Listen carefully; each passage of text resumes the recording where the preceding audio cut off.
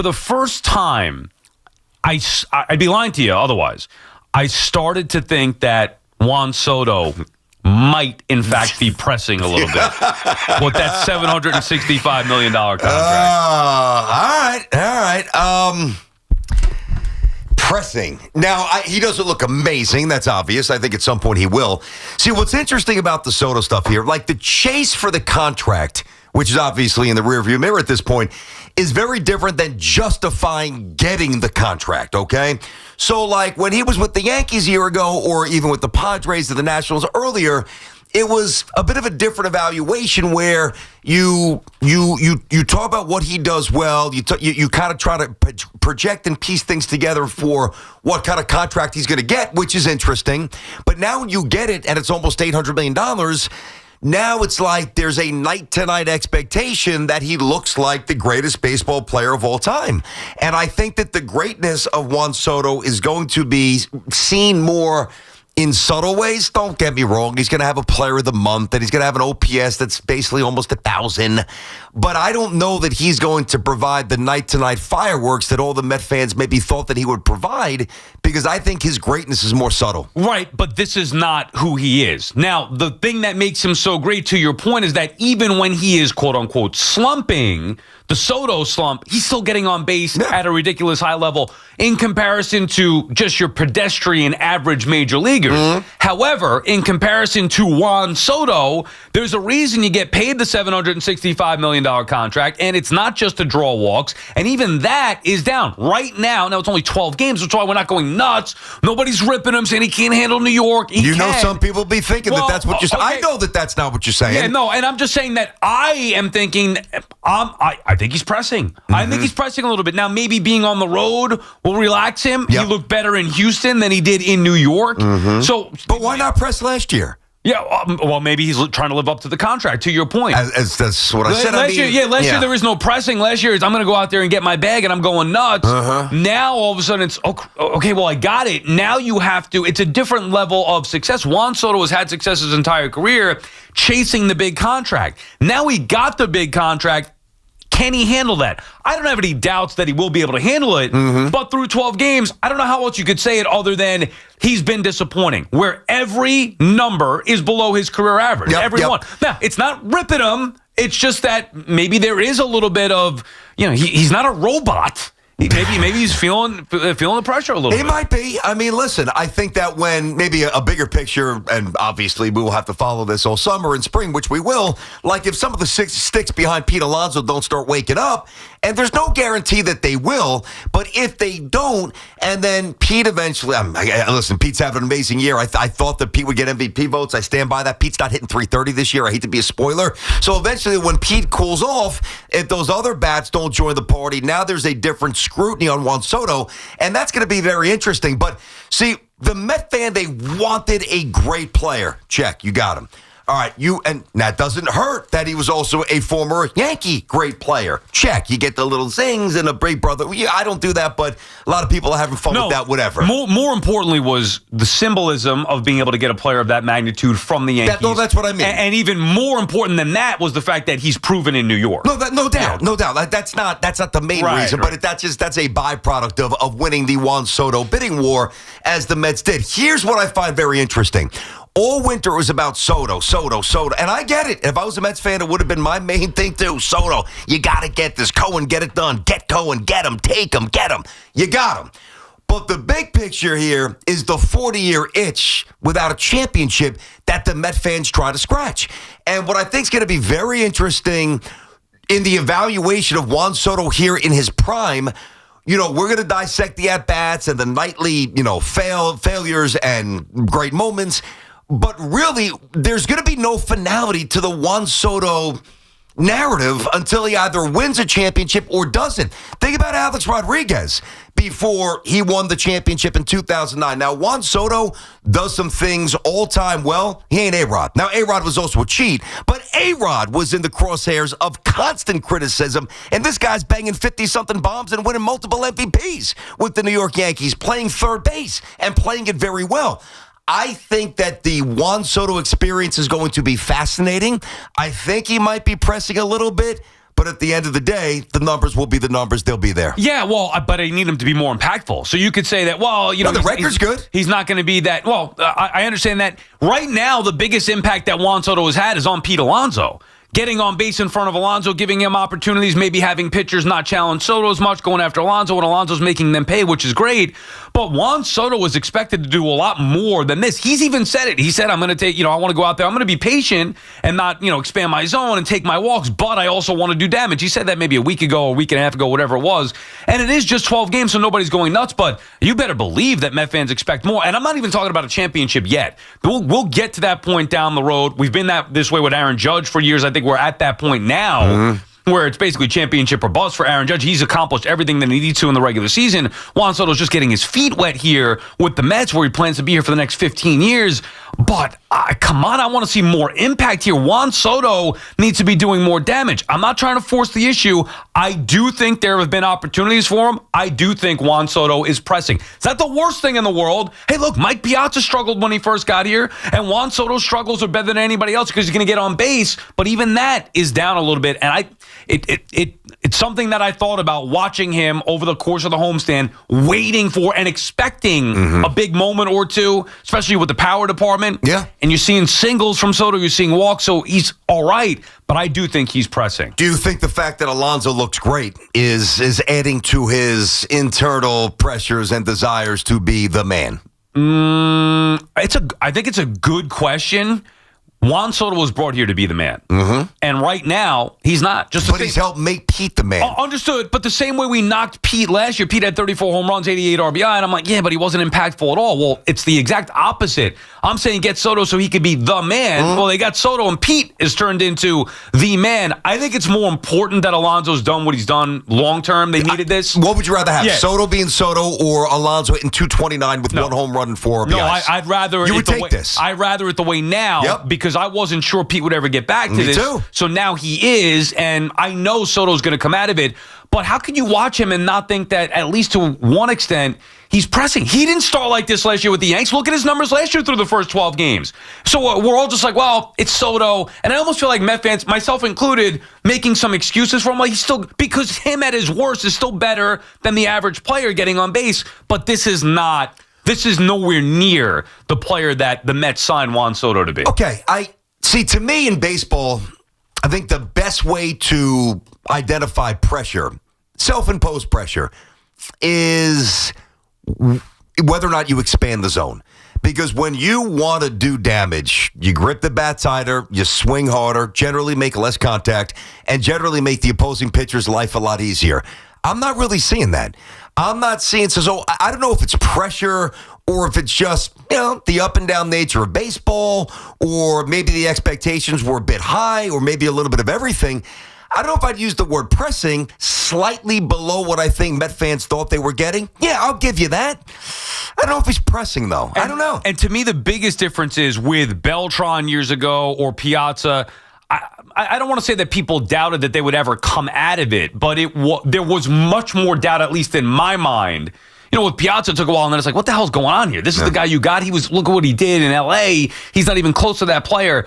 I'm more patient with Soto, and he's still, at his worst, still better than those guys. When Piazza and Beltran were struggling to start, it was awful. I mean, look at the numbers for Beltran's first year. Yeah. Lindor, too, by the way. Yeah, that's a good point. Right, it's not just just those guys, but I didn't expect that there would be any struggles or any dip at all. And watching him, I feel like there is a little bit of a pressing element going on. But unlike the others, I have no doubt that probably as soon as tonight, he's going to come out of it. It's just a matter of days. You want to see it. Yeah. You want to see 3 for 4, a 3-run bomb, a 2-run double, 5-6 ribbies. 2 homers. I know what you want to see. I get you. But see, I wonder, and this doesn't really necessarily apply to Soto, but I do think it's a fascinating look at the human mind and how powerful it could be. I said before, the pursuit of the bag is one thing, and then the justification of getting the bag is quite a different set of emotions.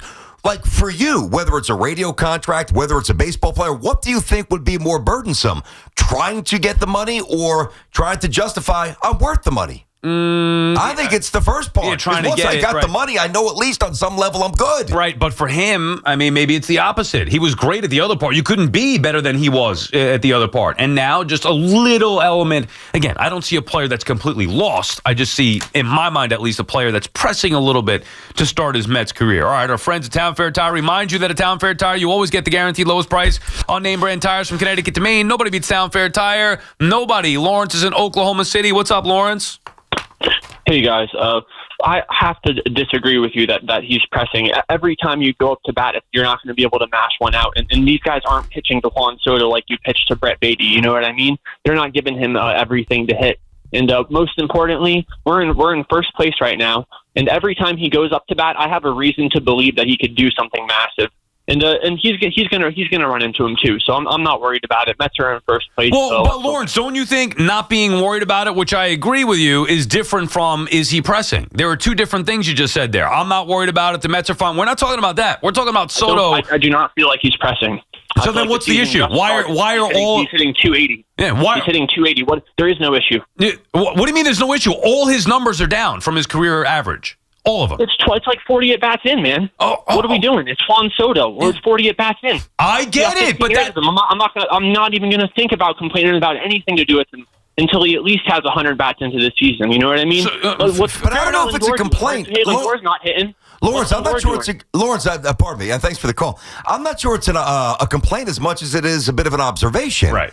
I don't know that you're complaining about what he looks like. You're just wondering. No. When's that first explosion coming? And I don't blame you. I'd be waiting for it too. I'm not complaining. I'm having the conversation. We're allowed to talk about it. Juan Soto's numbers are down. But Hoff, do me a favor. Look up Soto's numbers through his first 12 games, or Zoo, either one of you guys. His first 12 games with the Yankees last year. Now, I don't know the answer, but I remember watching the games. Yeah, and I'd be willing to bet the numbers were...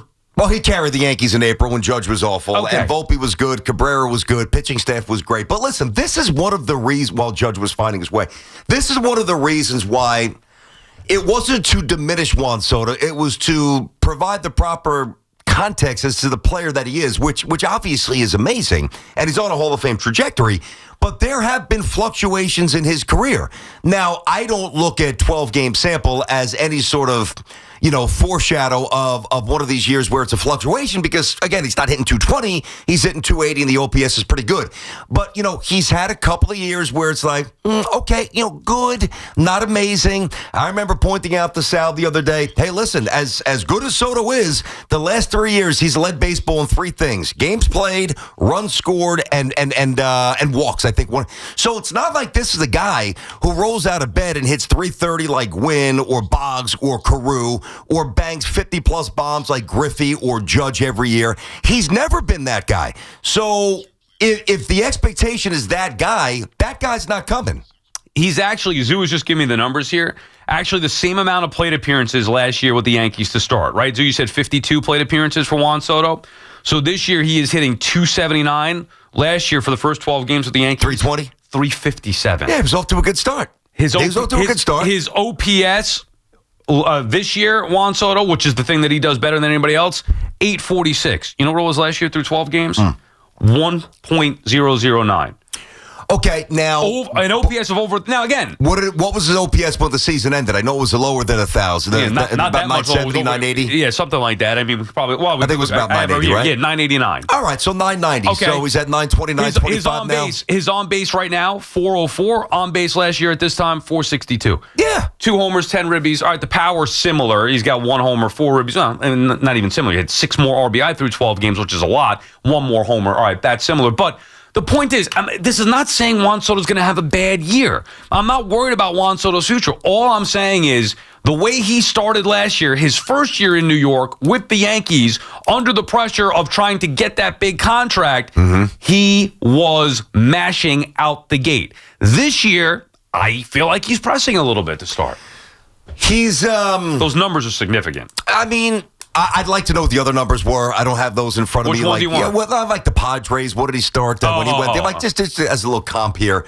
Listen, Juan Soto to me, I feel like of all the things now, I think there's weaknesses that I pointed out, whether it's on the bags or, as a right field. Not that he's awful, but he's just not an elite fielder or an elite base runner. We all know that. But it's certainly passable at this stage, though I do think it's going to be an issue as he gets older, but right now it's not a big issue. The one thing I'm not worried about Juan Soto is the ability to deal with the New York stage, the new team, the contract. Like, even if we were sitting here and he was hitting 219 with 1 home run, 2 RBIs, and an OPS of 780, now I might be having a little fun and might be saying, I don't have Judge behind you anymore, even though Pete's hitting well. But I just think that you have to trust. If there's anything that you have to trust numbers with, it's baseball. And really, it's Juan Soto getting on base. Joel's in Massapequa. What's up, Joel? Hey, bud. Hey, guys. I love the show. I got a question for you.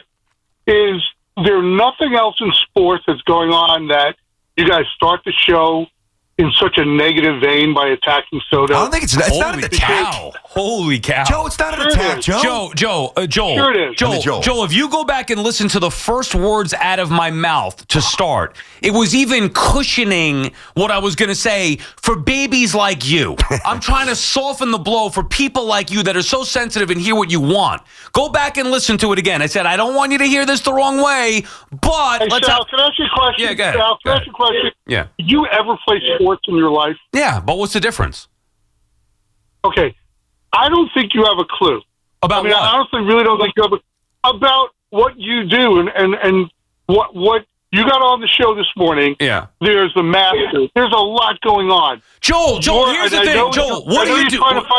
Joel, I've been in the business for over I've been in the business for over 20 years. So I think I have more of a clue what to talk about than you do. I'm not starting the show talking about the Masters. Okay. When you get a show, you could talk about the Masters.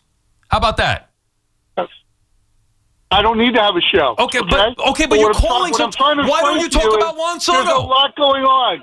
As a true Mets fan, and I'm a season ticket holder. Yeah. Okay, and I've gone to every home game so far. Okay. Not one person, and it's a small group sitting in our group. Okay, has commented, "Oh my God, he's pressing. Is this and that?" You know what? We're happy he's here. The team is doing well. Listen, we'd love to see. The rest of the order crap, Joel, and thank you for the call. No crap. Again, Joel, you have a problem with comprehension. I'm not talking about the Mets. I'm not saying it's a bad thing he's here. I'm not saying Soto's going to be a bust. As a matter of fact, I said all the exact opposite things. All I'm saying is for the first time, I thought to myself, I think Juan Soto's pressing a little bit. Yeah, and I said what I said. I would say... Listen, I would say that if you guys, when you call, tell us what you want to say. Yeah, don't tell me what to do. We don't need the rundown. We're going to get to the Masters at 10:20. Listen, we know how to structure the show. We got some next stuff for you later. We did a lot of Sanders of the Giants. We got a little something on Abdul Carter. Sal came in today. Now, I wasn't necessarily thinking this, but watching Soto, it's an interesting conversation. It's not a death sentence to Juan Soto's, 15-year tenure with the Mets. Is what it is.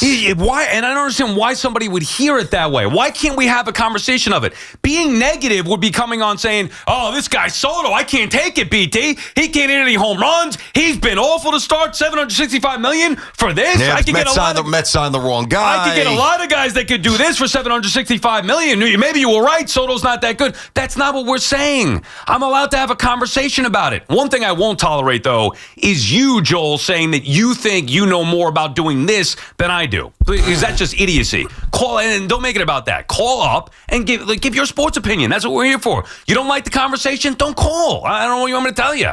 Good God, can't talk about Juan Soto? Jeez.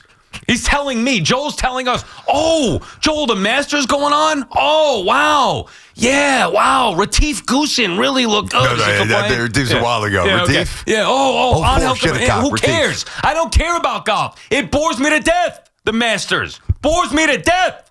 I'd rather talk about Juan Soto. I'll make something up before I talk about the Masters. Good God. What about McElroy? He's still playing? Yeah, he actually collapsed late, and he had a couple of double bogeys Phil yesterday. Playing? Phil's playing. Okay. Not great. I got the answers for you. I got some answers. What else you got? What else you need? I'll talk about the Rangers before I talk about the Masters. You sure about that? Yeah, 100%. I know you got to talk about the Islanders at some point later. Somebody weasel their way into the suite. PT and Sal on the Fan, 888-808-1019, the number to call. Whatever's on your mind on this Friday morning. We're starting the show talking about Juan Soto. Is he pressing? Is he not? Are you worried? Are you not? That's the conversation, 888-808-1019.